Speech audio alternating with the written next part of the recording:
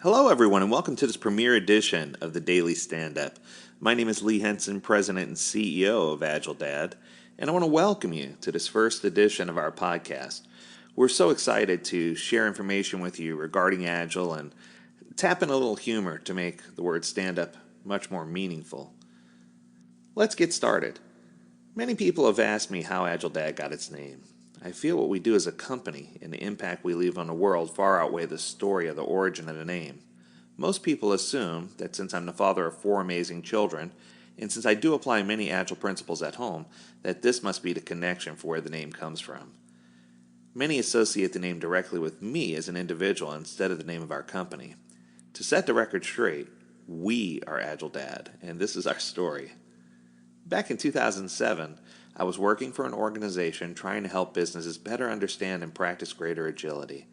Through this work, I made a few key discoveries. Businesses were fixated on taking what they were currently doing and optimizing it instead of seeking out a new and better way to execute. Even if they did seek to change, they would often be so embedded in their failing processes that they would try new framework for a very limited time and often fall right back into their previous failing practices. Many of the big consulting firms were enabling this behavior by placing coaches into the organization full-time to try and manipulate their current failing processes in an effort to get a paycheck and not rock the boat. This is when I said to myself, somebody needs to do something about this. The truth needs to be spoken. I remember clearly the day I met with my very first Fortune 100 CEO, where after I presented my plan to him, he smiled and looked at me and said, "Lee, you do realize that everyone's going to hate you. It's not because what you're doing is wrong or anything shouldn't be done. It's more because at this stage, most companies out there are like angry teenagers. They'll ask for the advice, listen to you, then stand strong to tell you that you've got it all wrong.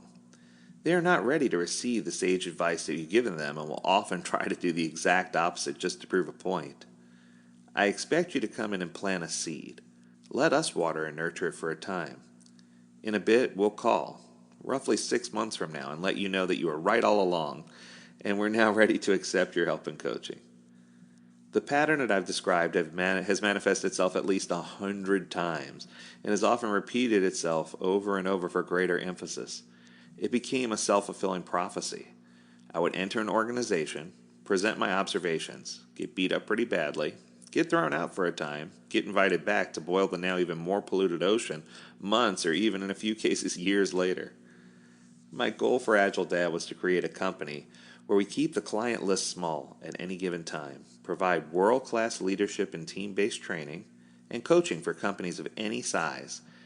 Our effort was to become a catalyst for good in the world while simplifying and humanizing work. I have since invited many Agile coaches and trainers, both male and female, to join me on this amazing crusade to promote a healthy, more pragmatic approach to implementing Agile. The name AgileDad is a great descriptor of what we do. We are not always conventional. We are not always predictable.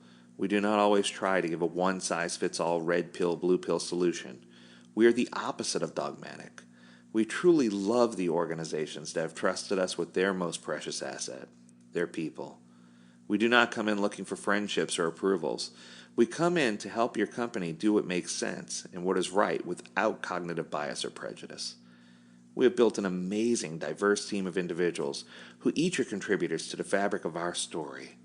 It has become our responsibility to intertwine the fabric of our story with the fabric of the story from each company we work with to create a beautiful tapestry called business agility. By practicing what we preach and using this approach, we've become one of the largest Agile companies in the United States. As we continue to grow, we look forward to building countless meaningful relationships along the way. We promise to strive every day to give back as often as we can and continue to provide the most publicly recognized and awarded Agile training and coaching on the planet. We are AgileDad. I hope that you found this initial presentation useful, and I hope that you have a better understanding of how we got our name and where it came from. The truth is, it's easy to come up with a name if it's something that you really believe in, and it's something that you put your heart into. And I truly believe that each of us as individuals can make a difference in the world today, especially in these changing times with virtual meetings and social distancing. I think it's incredibly important for us to put our best foot forward and to do all we can to uplift others. With that, I invite you to join us on Facebook, on LinkedIn, at the AgileDad website to learn more about what we do and who we are. We have several free webinars coming up in May, and we have lots of other exciting opportunities if your organization is seeking training, coaching, certification, or Agile leadership guidance. We look forward to hearing from you. Make sure you leave us some comments and some feedback. And until next time, stay healthy, stay agile, and all the best. Take care.